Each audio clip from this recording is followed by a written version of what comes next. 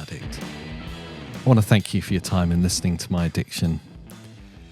Currently, I'm stalking at least a dozen watches in my various tabs and eBay watch lists and stalking the sales.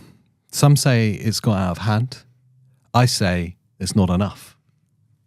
So I've come here to unburden myself from my watch addiction. And also, I might even let you into a little story of how deep the sickness actually goes. Yeah.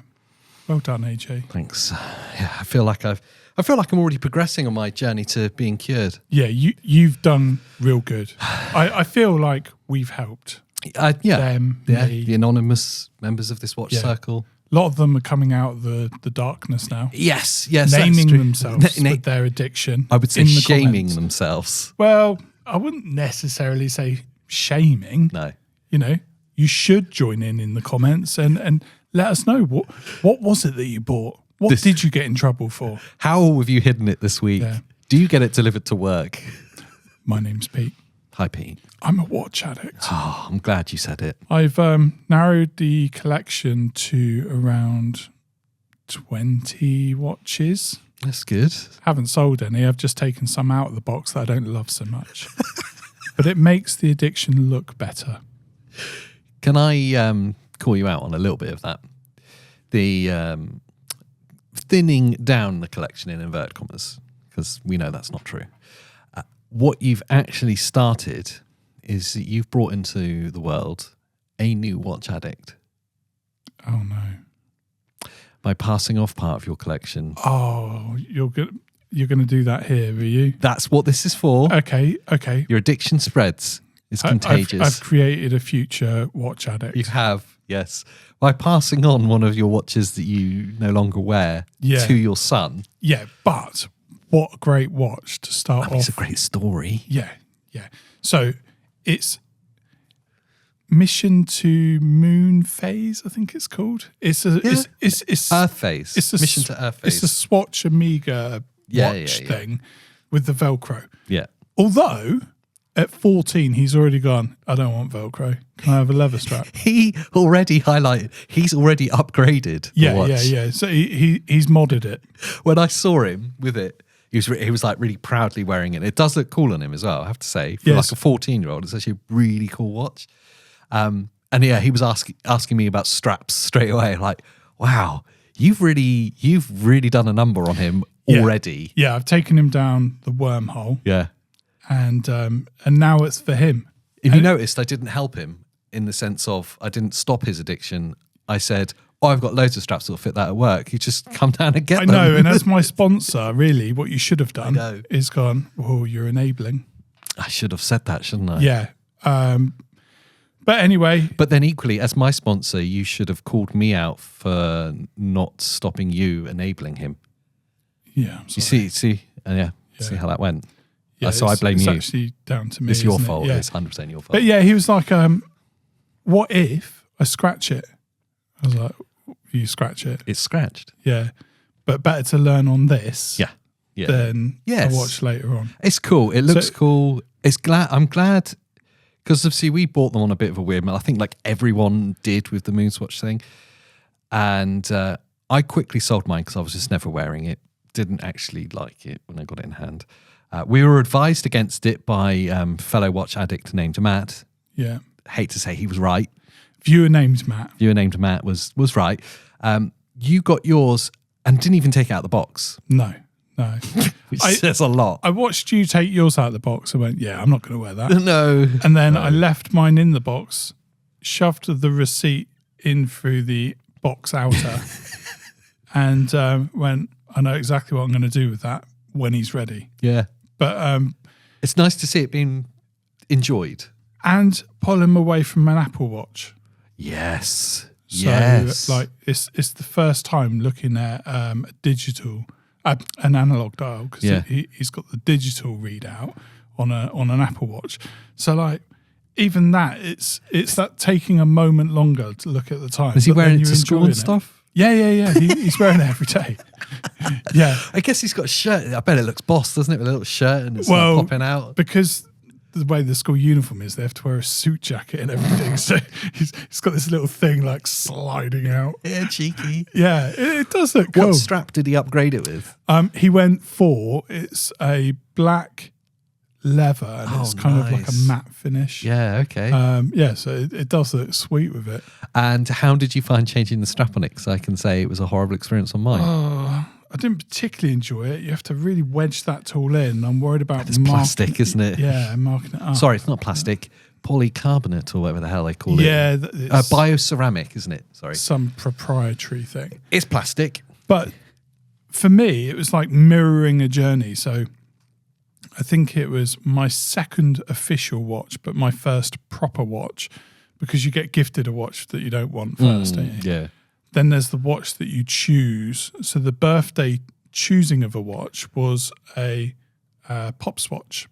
Oh, so nice. to start off with like a love of watches from that and how fun that Pops watch was. Have you still got it? Yeah. Oh, wow. Yeah, it's it doesn't even fit around my wrist now. I had to re-buy my first watch. Yeah. As in, like, I wanted, yeah, now you can hate me for this, I really wanted the Casio remote control watch. I do remember the cool kids having them. Being like 10 years old or whatever. Rich parents. Yeah, they're like, were they like 70 They quid? were expensive. Yeah. There was a kid, he was that type of kid who had everything. And I remember him turning off the TV in class when we were having like a video thing and thought it was the best thing ever. Yeah. That from his wrist, like he was, I don't know, Inspector Gadget or something. Like, I was like, that's what I want. And what I actually got was the now classic F91, is it called? You know, the little face. Probably the greatest sold watch. Yeah. The highest volume. £20 watch. But obviously that over the years I'd lost it, it broke. I've moved so many times it's gone. So I rebought that. So I've got like a new version of it, which I'm kidding myself. I was amazed going back through. It's only on a house move that you kind of dig through boxes. Yeah. But going back through and digging out the watch, and I realised when I stopped wearing it, actually, there's a small crack in the plastic that has to expand to pop the watch out. So basically it's like a pocket watch. Okay. But instead of having a crown at 12, it's at 3. Yeah. And so the watch part pops out of the case. Yeah, and it pops out. Hence so the name. You've got like a plastic cradle. Yeah. That you just push the watch into. Oh, that's cool. And through that, a bit like a nylon strap kind of feeds through the cradle, and it's just got like a pressure fit on the base. So not an N-word strap. No, no, it's not an.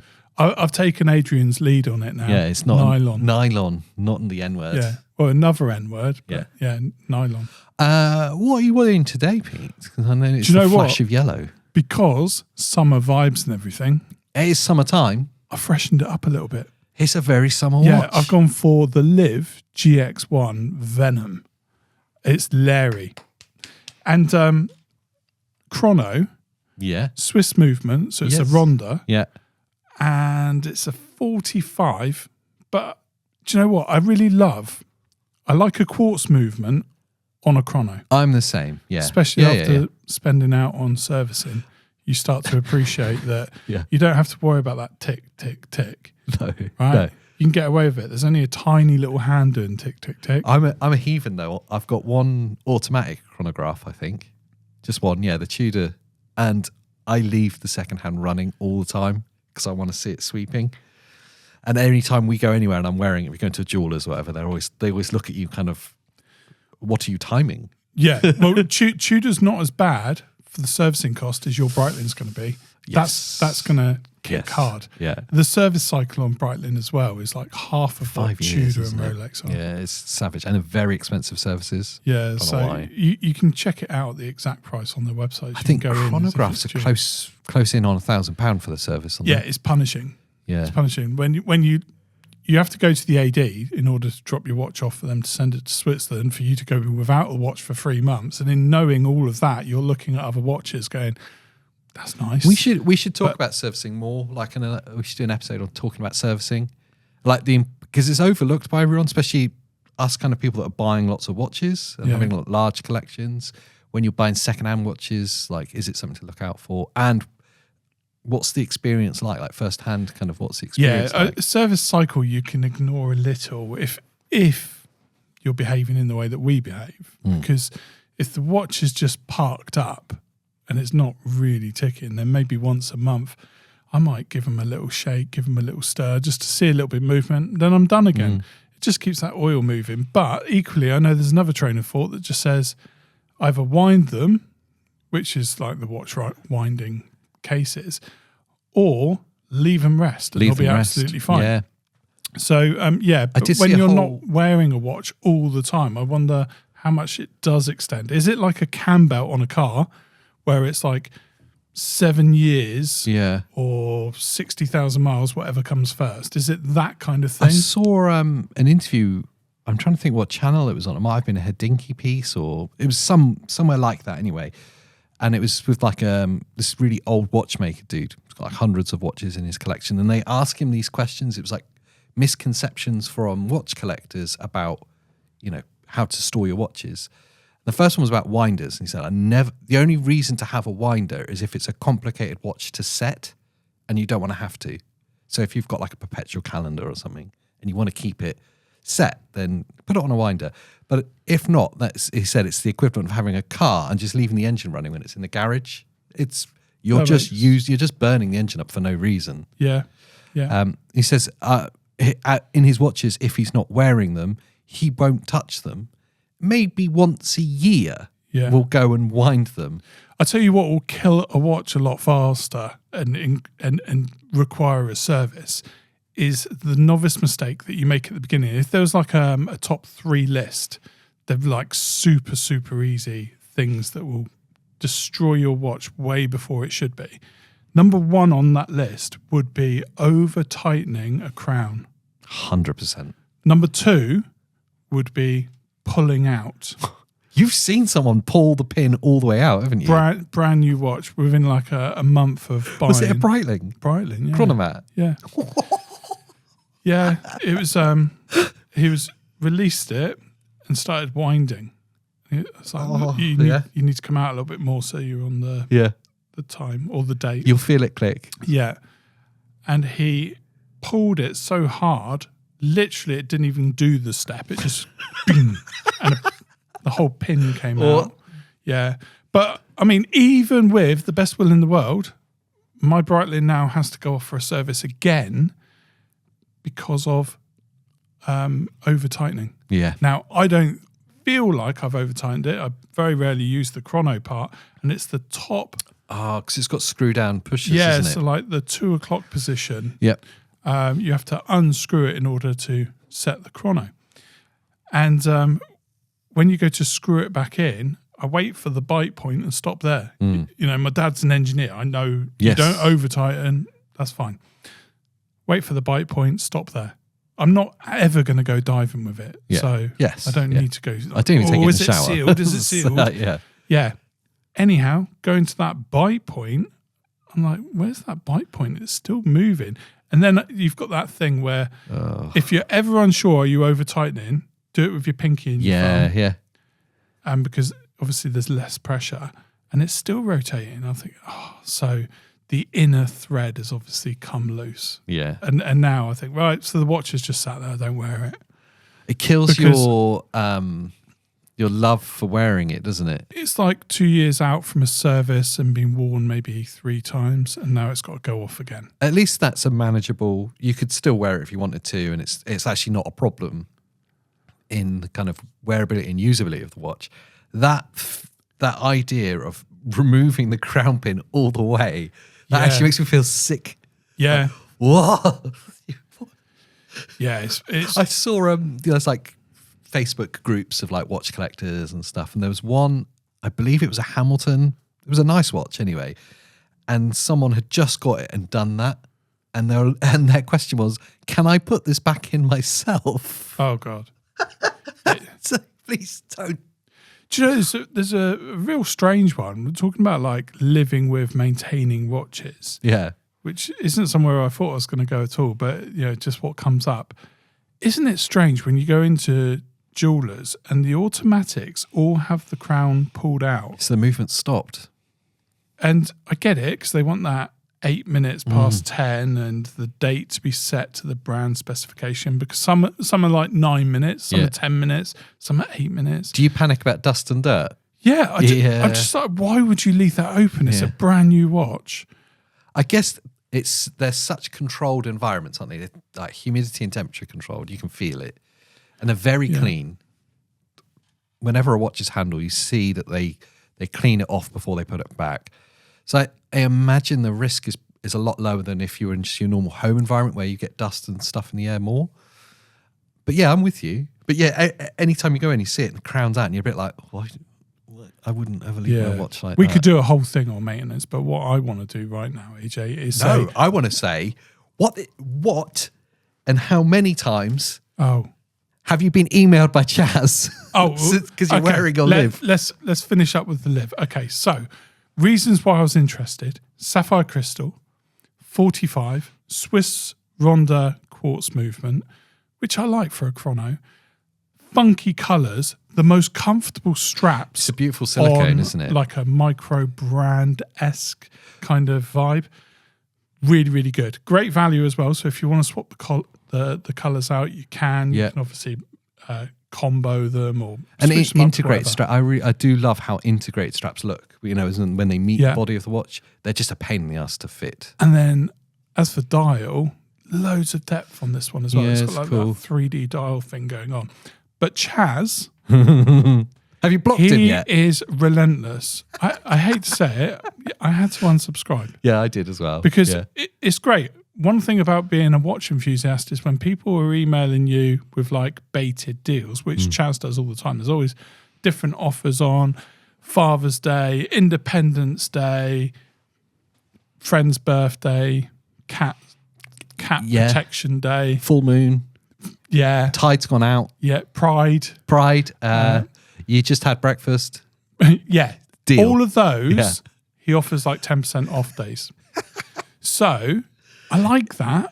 But when it is like 3 times a week that there's a different thing. Yeah. And I'm like, dude, I've got 2 Liv watches. Leave me alone. That is what you would class as a super fan. Yeah. I should be put into a higher tier now where I'm left alone. Yeah. Message once a quarter. The worst one, if you've signed up to their like marketing stuff, which is cool because like you say, you do get the deals.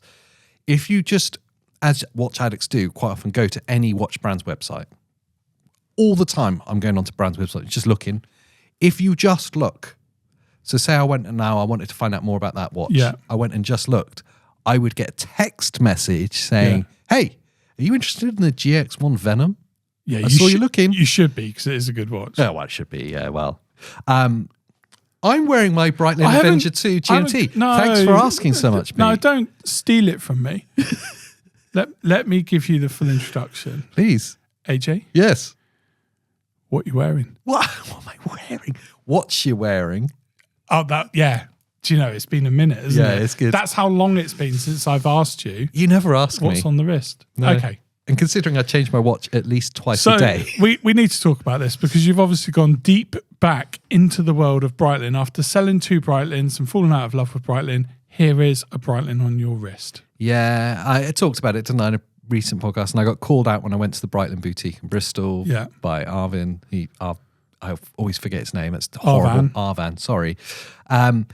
It wasn't long until I needed the wings back in my life, the Breitling wings. So I did get a pre-owned Breitling Avenger 2 GMT 43mm. It's big for me, but I like Breitling's big. I like it. I love it. It's as big as I could wear. I would, I mean, old AJ would go bigger. I would wear 45s quite happily. And I think as long as it's within the top of your wrist. It's 52 lug to lug on a bracelet that makes it look bigger. It's a beautiful watch. 2017 Volcano Black. Oh, that's good. Yeah, it's good, isn't it? It has, can I get nerdy? Yeah, go on. Because I wrote it down. Yeah, give us your nerdiness. It's got the Brighton caliber B32 movement in it, which is a COSC certified ETA 2893 GMT movement. Old school. Old school. They're using the ETA in this because it's a 2017 model. It's gorgeous. It's very imposing. It's everything that I think we both loved and old Breitling fans loved. Yeah, there's one thing big that aviation I particularly love about that watch, and it's the way that the markers go like from nothing to full on shine. Yeah. So it looks like matte black, and then it goes chrome, and you're like, how have they done that? They've got like a gunmetal colour on that black dial, but they're polished. So as soon as they catch the light, suddenly the numbers on the dials pops off. It's got a flash of red with the GMT hand and the kind of the water resistance marks and stuff. So are you going to rubber strap it? I might leather strap it. Oh. I'm undecided. I'm definitely going to buy a strap for it because you don't know what yet. I don't know what yet. I think it will change the watch entirely. I think it will maybe tone it down a little bit, but I realise that I don't have many on a bracelet. Yeah. I tend to gravitate towards straps. And I think when you want a bit of shine, you want a bit of that kind of like imposing watch, a bracelet's the only way to cut it, isn't it really? And I think, am I right in saying the only ones I've got on a bracelet is the Tudor chronograph, maybe the Tizzo PRX, which is lovely on the wrist, but it's not in the same caliber, is it? Yeah. So I'm undecided if I will, but really I feel important like I should. Question for you. Yeah. It's a beautiful gloss finish on that. Yes. Have you scratched it yet? I've not. Do you know what? I'm so glad because maybe a tiny little bit there. As you looked at your wrist without answering, I thought that means he hasn't, and he's about to find a micro scratch. And it'll be soul destroying. There's a little micro scratch on the buckle. I would expect like those high polish on any watch. Yeah, like you get wear marks. That's the worst part about that. Is it is like a mirror finish. I think actually the worst part about the mirror finish is that it's an utter fingerprint magnet. Yeah, I already just since putting it on for the show, it's like it's covered. So you want like a glasses cloth with you at all times? Constantly on my desk for work. I've got one next to me the whole time. And when it is shined up, it's just blingy. It's a piece of jewelry. And very happy to have Breitling back in my life. I don't think either of these watches have been on one of our kind of podcasts. No, I don't think so. Not yet, no. We've covered a lot of micro brands. Yeah. We've covered some of the bigger brands. Yeah. This weekend, like probably now as they're watching this, we're off to a watch event in the UK. Yeah. Watch it in Birmingham. I'm really looking forward to it. Obviously, it's on now by the time this goes out. Yeah, weird time traveling. Yeah, so maybe if you're watching right now, get in the car and just go. Come and see us. Yeah. Join the watch addiction. It actually ties in really nicely to kind of the thing that I wanted to really dive into for this podcast, and that is microbrands and the problem of microbrands. And firstly is the name microbrand. Can we all agree to come up with a better name? Because it makes it sound like we're talking about micro. Yeah. And secondly, I just think the whole thing's a bit demeaning. Well, I don't think there is such a thing as a big brand or a micro and a macro. I don't think there is. No. Right? So it's a brand. We call them independent brands or something? Independent sounds good, doesn't it? But then there's like, I don't know if that even works, because then what's the alternative to that? What's the variables? Yeah. Here's the thing. They're called micro based on quantity of sales, or whether they've got wholesalers or distributors in different countries. There's like, you could get in the hot water. There's like definitions on the groups. Someone else has got a defined term for this. Oh, yeah, for certain. Okay, yeah. And their defined terms is they don't manufacture it themselves. They buy in all the parts. It's not a problem for me. Which, no, they're saying it in a positive sense. It's a small brand not owned by a group, and they don't manufacture in-house, which, I mean, we could look at a lot of the big brands, and that might be the case too. Yeah. It's a bit of a weird one. So anyway, yes, they've been labelled as this micro. For me, what it is you're buying watches, or these watches are available from someone who's super passionate about watches. Yeah. I don't think anyone gets into watches from the get-go going, do you know what's going to make me millions? Watches.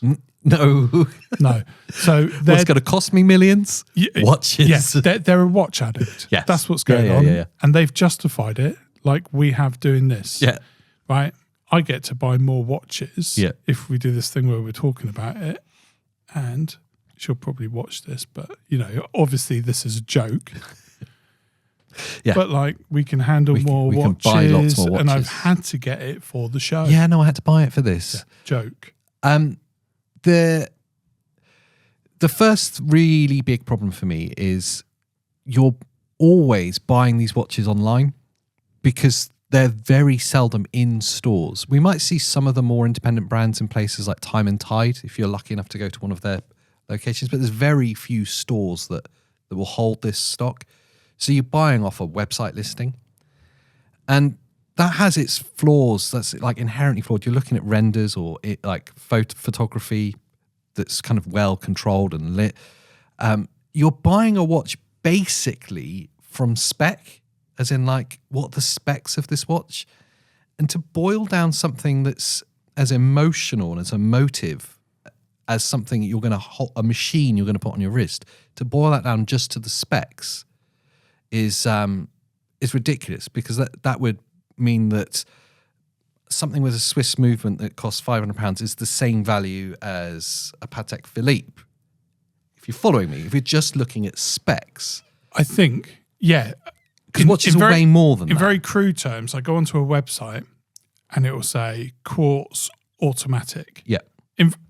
And with that, very crude terms, some of them stop there. Yes. That really annoys me. Yeah. Like, what kind of automatic? I see it's at 300 quid. Yeah. I'm assuming that's an NH35, but I like to know what the movement is. Yes.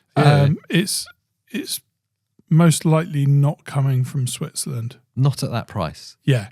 And I'm fine with that. This isn't that whole kind of China problem that people have been talking about. No. Right. But I do like to know the movement. So the components that are making up the watch are also part of the pattern that certain micro brands will follow. Yeah. So some will be a British design. Swiss made. Yeah. And all of their watches will kind of follow that arc. Yeah. And that's absolutely fine. Equally, there's like a British made with Japanese movement. Yeah. Absolutely fine. Because there's someone at every price point. And also, if I like the design, that is one of the ruling factors. In my mind, there's three really important things with buying a watch. Oh, here we go. Yeah, no, you hit the nail on the head. The design is one. You've got to like how it looks. It's got to like kind of sing to you in some way. Yes, the specs are kind of important to a point, but those can all be overlooked once you have it in hand, because the value is way more than the sum of its parts. And the problem we have with microbrands is we're just looking at the look of it and the sum of the parts. And we don't get to hold it and go, oh, wow, this feels really special. Or that sapphire looks way nicer in the flesh than it does in photo. There's an intangible quality of watches that you can only really appreciate when you hold them and put them on. You can never communicate through, even through a video like this. Yeah.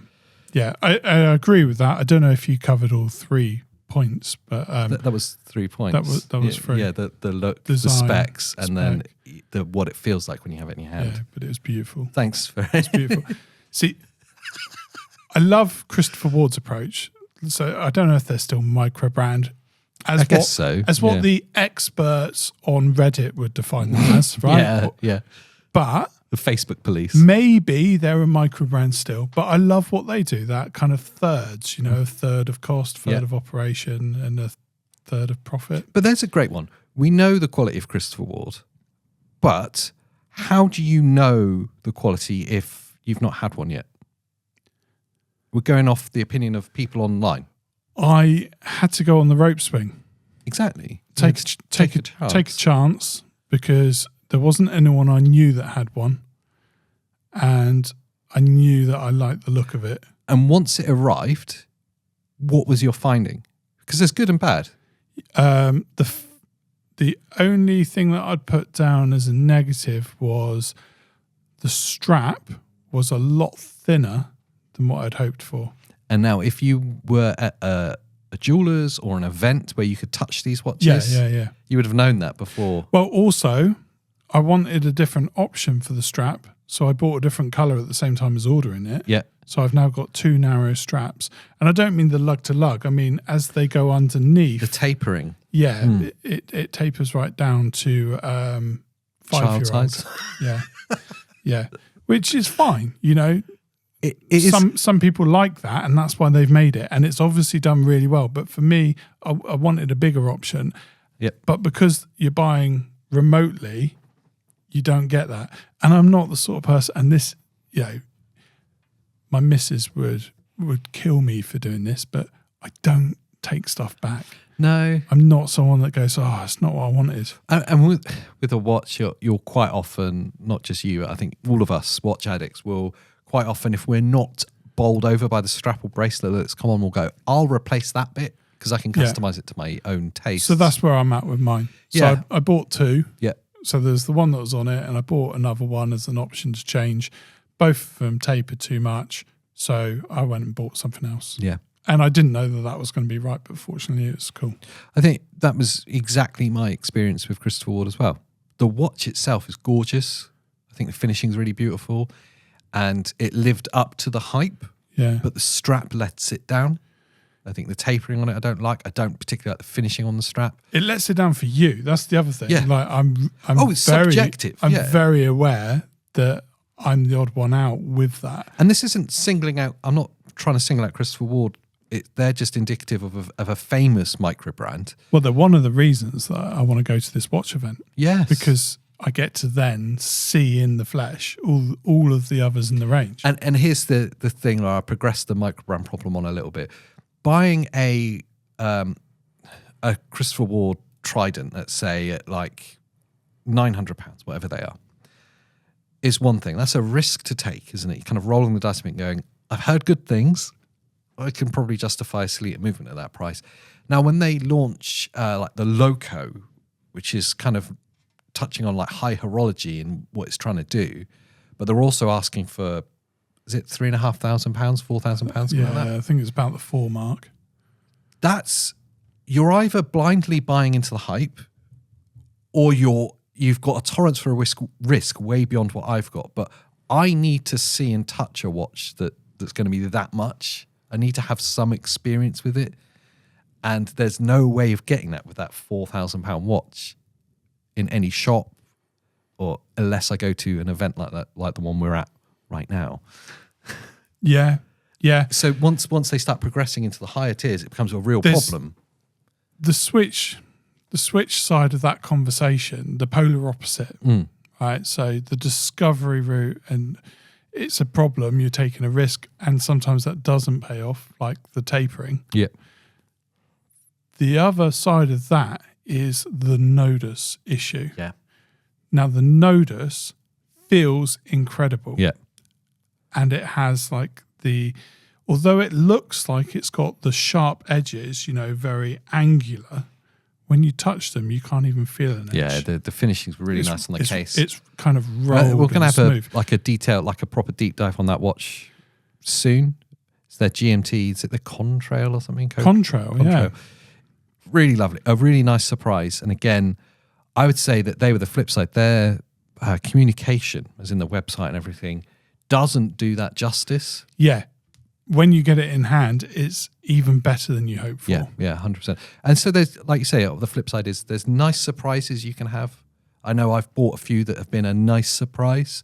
Fairer, been a nice surprise, although that's a bit disingenuous of me because I did actually try one before I bought one, because a viewer named Rob had the Aquamatic. Fairer are at the watch event. That's a bit exciting. Again, with them, it was after the Vulcane and realising I can go smaller. I'm hoping to try a few Fairers on and see if there's something there that they suits do me. some beautiful things. Yeah. Other nice surprises, Unimatic. Yes. That was a roll of the dice. I was kind of excited by the design, and then totally without communicating, you brought it up in one of your like top 5 lists was like, oh, I'm just gonna get it, Yeah. and that's a really nice surprise. Although I will say that the finishing's obviously not at the same level as some of the higher Swiss brands, like the edgings on the case are a little bit sharper than you would like. So there is truth in like there's surprises, even when you get to a price point of like touching 1,000, which is where most of the micro brands are operating. It's sort of around the £1,000 mark for the watches that I like to play with. You're probably going to be getting a Swiss movement. It might be assembled in Switzerland. Yeah. All those. The gamble part is the finishings. Yes, 100%. There's no promise on £1,000. And also... So the Nodus is at one end of like pristine finishing. Even the bracelet feels really good quality. They've got the patented micro adjustment, haven't they? The Nodex. Yeah. So maybe they made all of their money on that so they can do extra machining. So they sell off that. Yeah, I've seen other brands use it. Brands, yeah. We covered the Vincenzo, was it? Direnzo, that was it. They use it. I don't know. I'm just saying names now. Yeah, just words. It's just words. But I've had my hands. I've been burnt a few times with micro brands as well, where the whole thing isn't what you think. As in, like the finishing maybe of the case and the movement and everything's really nice, but the bracelets are really not very nice. Yeah, well, I think that's quite common. I think that's the hardest part because you're using someone else's manufacturing, aren't you? So the easiest thing with manufacturing on scale is to offer out a catalogue of cases, and then the brands can look at those and go, I like that case for my dial. That will work perfectly. And then you've got to find a bracelet that stands you apart from the competition so that your brand has this style. So it's got that case, that bracelet, that's where you're at.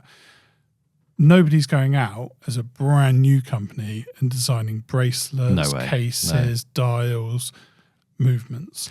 So you're using the expertise of others, like they're going and getting a Swiss Solita movement. Yeah. You're going off and you're looking at either catalogue cases or cases that can be customized slightly to you. But back to the first problem with that, until you actually touch it, the whole watch, and put it on and get that kind of emotive reaction of the whole package rather than just what it says in specs and in pictures, you don't know what the quality of those bits are like. And so you can't make a decision, is this spinnaker worth £500? Yeah.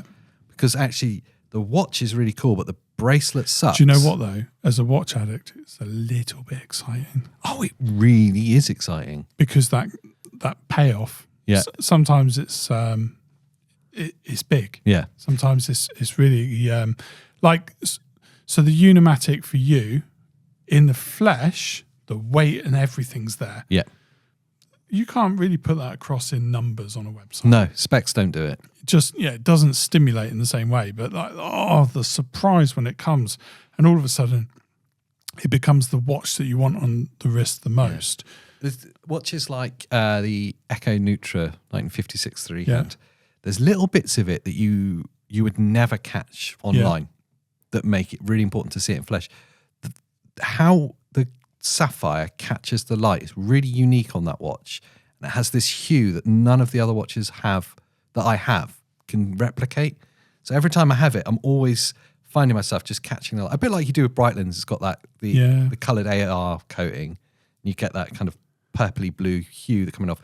It has its own colour, and so you just keep catching it. You go, oh, it's so beautiful to look at. So I'm just thinking, I don't think I would ever swap being a watch addict over being a brand owner. No. Sat on that side of the fence. When you're stuck in a So lane. Our grandparents' generation, the sort of post-war generation, they were all about small and very slender, very light watches. Then there's still people that love that type of watch now, the sort of vintage style. So even in the modern retros, that's what they're all about. Small and slender, light. So they're trying to accommodate for that audience, but also hope to grow. And then there's me, who feels that watch and goes, oh, it's too light. So it's a really difficult balance to be a brand owner. Do you know what I want to do at some point? Is set up a challenge where I try and convince you to enjoy a light watch like carbon fiber or titanium or something. Try and convince him that maybe he could break this one golden watch rule. So I think I'll end up checking my wrist all the time. So the first time I realised I was doing that was I bought a watch by Night. Yep. And it's called the Hawk. Yeah. So it's like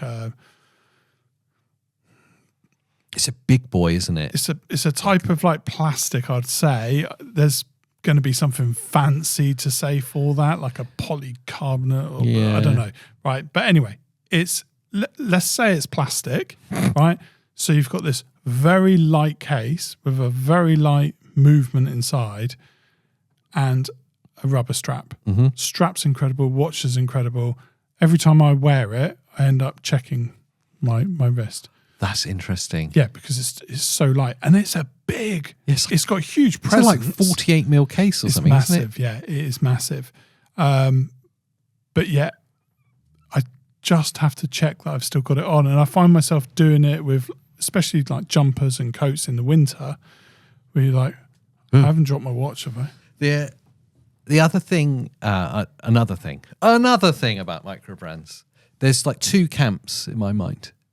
One is Liv's a good example, like Echo Nutra. Watches that do their fairer, they have their own designs. They have a very clear identity, design style. They're not trying too hard to be something else. Yeah. And then you have the ones that try to be something else quite hard. Yeah. They're not ripping off. You would say they're that homage watches. The best one I ever saw of a homage brand, you know, Nike has the tick. Yeah. I saw a T-shirt with a backwards tick Wow. and it said Dyke, just lick it. And I thought, well, that's quite cool. Is it that the type of homage thing? No. Okay. With watches. When there's yet another brand that's made another Submariner style dive watch, I'm like, do your own thing, because there's so much you can do. So the mixed view here, in defense of homage, which there isn't really much because I'm not a huge fan of it. I'd rather have the thing than the thing similar to the thing that stops you wanting the thing. Yeah. However, this watch got me in trouble. Why? Because it's not a homage. If it looked like my other watches, I could have got it into the house easier. Yeah. I mean, the fact that it's called Venom and it's bright yellow, probably not good for camouflage. It was like, hi! Like, that's new. Raging through the door. Yeah. Hi, everyone! Yeah. They saw that coming before you. Instead of just walking through the door normally, no one would have noticed. Yeah, I tell you what, So in defense of homage, they've if got a all place. your watches kind of look the same, Rolex Submariner-esque, then, you know, nobody's going to know. Maybe I'm wrong, and maybe there's people that love homages. There must be some people that buy them because they wouldn't exist otherwise. Yeah. But let's say you're scrolling through watches or you're at a watch event and you're looking through. That is, if I saw like things that are too obviously similar to like big brands, I'd be like, oh, I'm not even going to look at the rest of your offering at this point. I'm not interested. Do your own thing. Have your own design style. There'll be someone for it. And I think brands that have done it really well, Crystal Wall have done it quite well, but really I think like Fairer have done it very well. Yeah, They've do you got their know own who style. also does it incredibly well? Fears.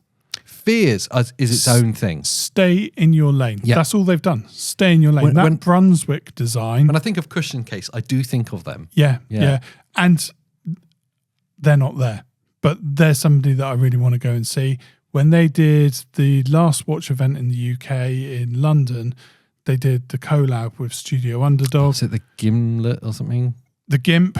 And they sold the GIMP collab for like £1,000. And it's like that Brunswick-esque style. I've seen them on eBay.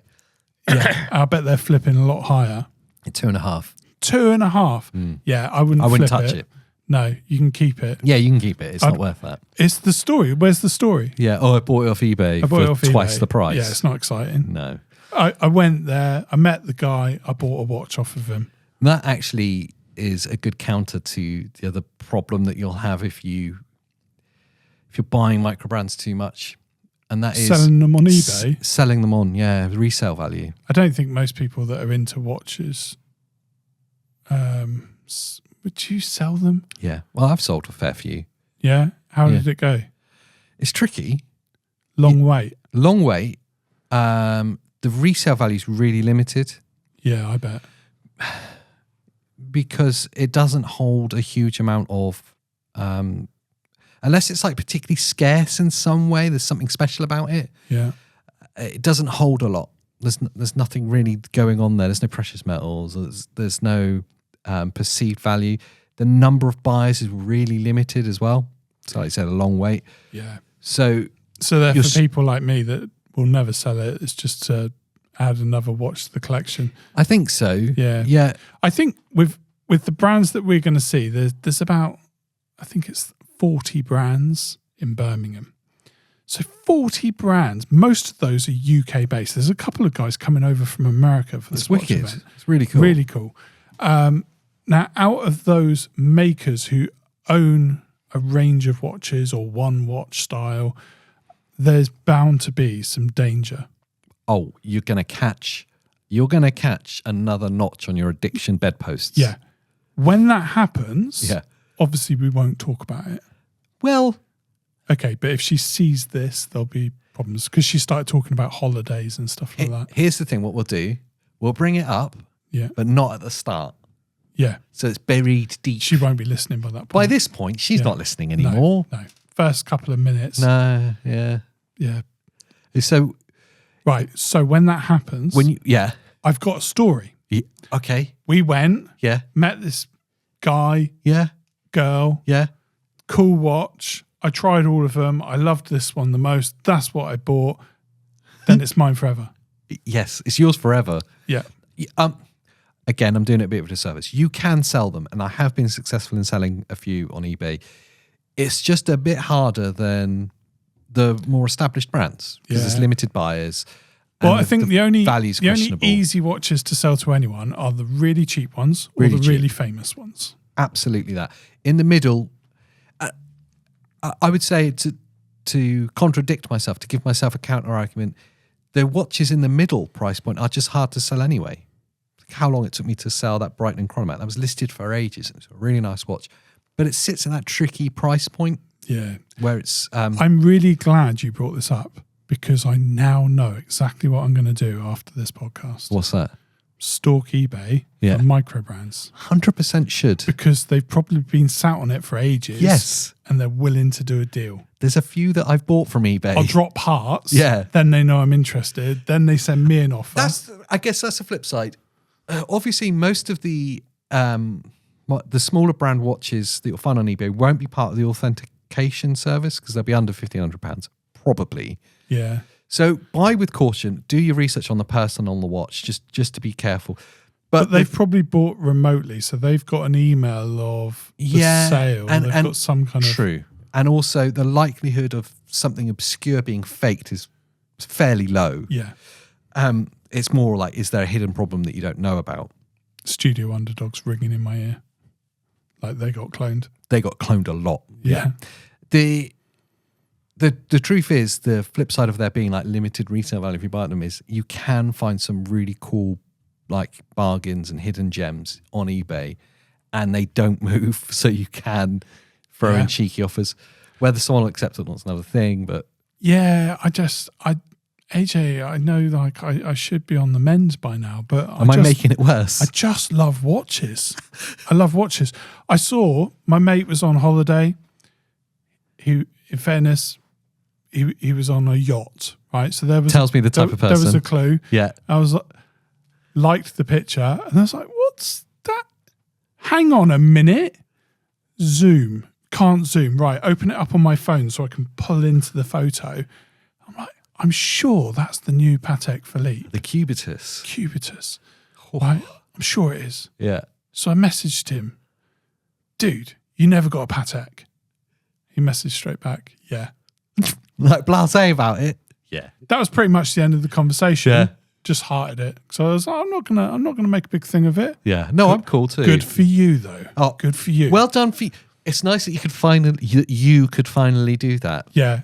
To make it sound like that. Didn't see the scar for where they took out your kidney. No, but yeah. well done for you. Yeah. That's good. Yeah, I hope nobody notices. Damn it! Delete message. Incredible though. But I love seeing other watch people. Yeah. And I love the fact that our social circle is filling up with more and more watch people. That's the cool thing with microbrands. That's the genuine cool thing. Yeah, you get spotted for what you're wearing. We've said it before, and it's a bit throwaway, I appreciate. But if you're wearing, I'm just going to pick out one, a Submariner now, I'll probably compliment you on the watch to start conversation. But I know there's a high probability that you're not into watches. You just wanted a nice watch for your wrist. That's it. And you knew that's what you needed to do. Yeah, it doesn't tell me anything about you yet. But if I see you wearing a slightly more obscure or a micro brand, an independent brand of some kind watch, and I see you wearing it, I'll be like, no way, is that a Christopher? Is that the Liv Venom? And you go, yeah, it is. It's so bizarre, isn't it? Because that's a Leger Perrier movement in that one. Yeah, I wonder if he knows. Yeah. That's a nice fairer you got there. Yeah. Oh, you know fairer. Now you're mates for life. Yeah. Now we're proper friends. But I think that's one of the beautiful things that watches should be for, is a door opener to connections. Yeah. Because it signals to people, I'm into this thing, and if you know what it is, you'll be into it too. It's like a less gangster Bloods and Crips, the handkerchief. It's exactly that. Yeah. It's just much safer. Yeah. It might wind up getting divorced because of it, but you'll be happy. It's better than gun violence. So mildly. Yeah. But yeah, microbrands do that like in a really concentrated version, because you'll have people that are like, oh, I've got an Amiga, or oh, I do know what a Breitling is. They're kind of like, but that's it. And then you've got like the watch nerds, which are the people you really want to be friends with. How much? Can we just be really honest right now? Yeah. With like I need to know this in this moment. Yeah. Not necessarily on air, but that's how it's come about. Okay. How much are you holding off buying a Rolex? How much am I holding it off? Just be honest. Like, how much are you kicking it into the long grass? Because it's an inevitable thing. But how much? It is an inevitable thing. I will have one at one point.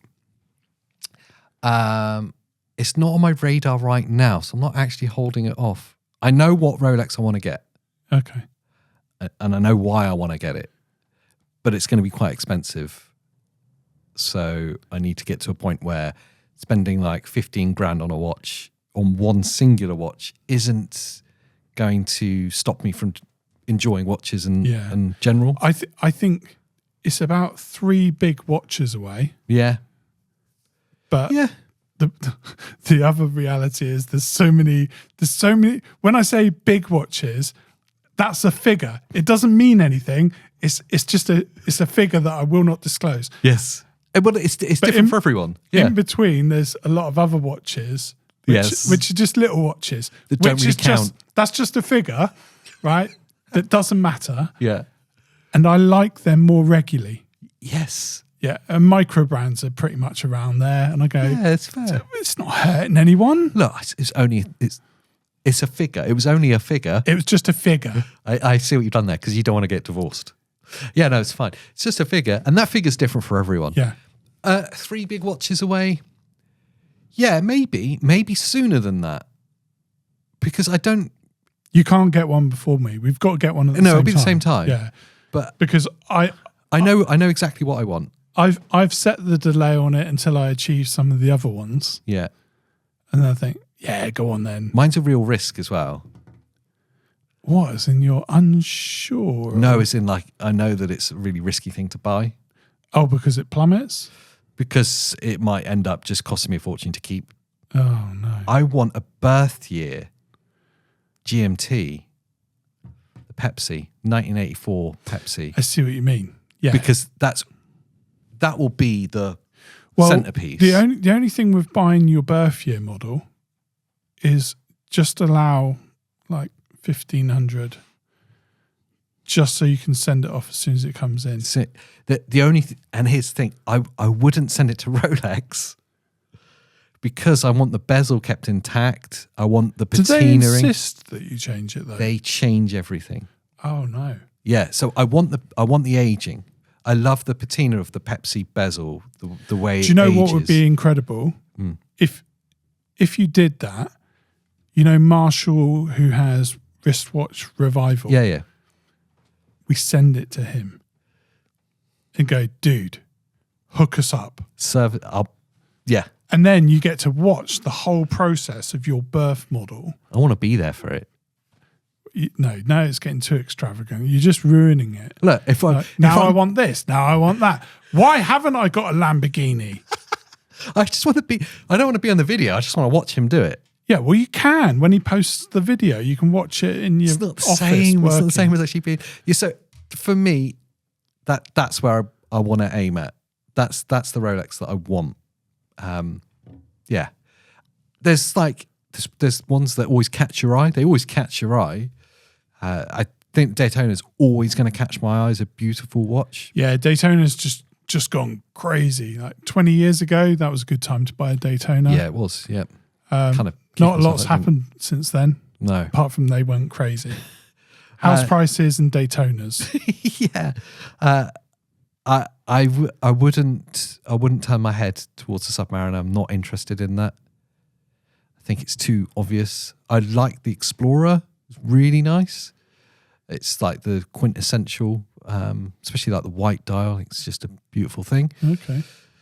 But yeah, if I'm going to do it, because I've seen a couple of them now that are on or around my birthday, like early 80s to mid 80s GMT with a Pepsi bezel. I'm like, okay, that looks really cool. It means something very much just to me, and it's a lot of money. It's a big watch. It's a lot of money to keep it as well, like to keep this maintained, because it will be, God, 40 years old. I'm 40 years old.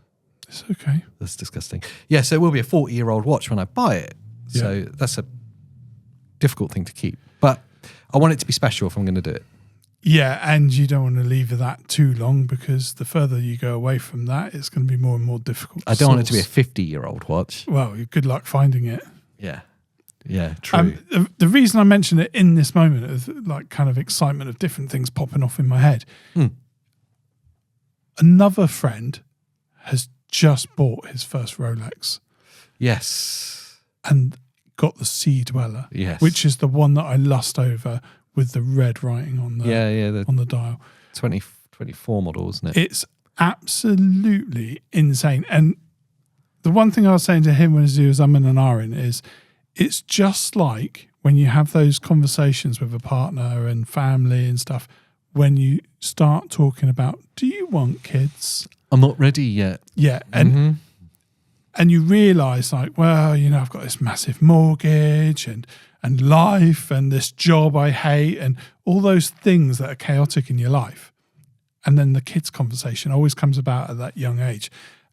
And you're never ready. And nobody ever told me there was never a time that you're going to be in a better position where you go, oh, do you know what? Now, kids. Because even when you've got a load of money in the bank, guess what? You're not thinking kids. You're thinking Rolex. Better car, better house, better holiday. I can't believe, I don't know what's wrong with you, that watches wasn't the first thing on that list. Okay, so because better watch. Because I'm heading there. So the kids' conversation is like about timing. Yeah. But really, you can't pick it. You just go, look, you will make it work. It will happen. It will be a struggle. It is for everyone. There is no right timing. And Rolex is just the same. Buy it if you can afford it and enjoy it. And just relax with it, because the other thing that he did day one was put it straight back in the box. I know, I had to go in for it. I was like, get that out of the box. Enjoy it. Have it on your wrist and enjoy it. And know that every time you bang that on the desk and it gets a little scratch, it's a story. It's just your watch. Yeah, that's because you worked as you do. So, yeah, obviously don't do that if you work on a building site. I've got some deep thoughts about it, though, as well, that it depends what you want out of watches. Yeah. Depends what you want. If it's going to stop you, that's the thing, the caveat I said about the Rolex things. Like, if it's going to stop me enjoying other watches, I don't want to do it. Yeah. I need to be in a place where I can do that and still be able to relax enough to enjoy watches. But if it's that and then that's me done, that's a bit of a sad place. Yeah, I don't think that's a likelihood. Otherwise, there'd be no Watch Addicts Club. Exactly. But but it could be if I said to you, here's this watch, it's 15 grand Right, now. so what you're saying that is... will clear you out. Like, as an addict, Yeah. the solution to no longer be an addict is one watch. Oh, yes. Yes. We found the cure. Right. Just buy one really expensive watch, strap yourself down with it, and then you're stuck. And then in a year's time, you'll be looking at it and going, I could resell this. And buy some MicroBrands. Off a website. Full circle. Yes. Full circle problems, which I really like. But yeah, I kind of took you on a journey away from the MicroBrands because I get super excited about like the different areas in which we operate. I love the start-off watches. You know, we've got viewer named Scott. Viewer named Scott likes to buy watches from Temu. So he's been exploring for us and discovered that they can lose up to an hour in a week, which is amazing on a quartz watch, which I never knew was possible. No, I don't know what hamsters they employ to run that battery, but for £7, yeah, it's as accurate as a sundial. Yeah. So what it's actually saying is that £7 you can buy back an hour every week because it's that slow. Yeah. So that's great. There'll be a point in about a year's time, a whole day, where you think it's morning as it's sunset. Yeah. Don't worry. I'd love to know what you guys think about MicroBrands as well. Like in the comments down below. Oh, if you're on YouTube. You want to know that? I actually do. You know, name and shame yourself. I want to know what you think about great watches, because great watches will always get you home, and you should always look for the very best for yourself. And if you didn't do that and you bought a MicroBrand that you're not happy with, maybe let me know, because I'll probably just buy it off you, maybe. Yeah. Well, that's a good idea. Yeah. But oh, look, something's popped up here. Is there another one over here? No. Okay. Well, yes, now there is. We'll do whatever that says and make sure you subscribe, or you won't see the next video.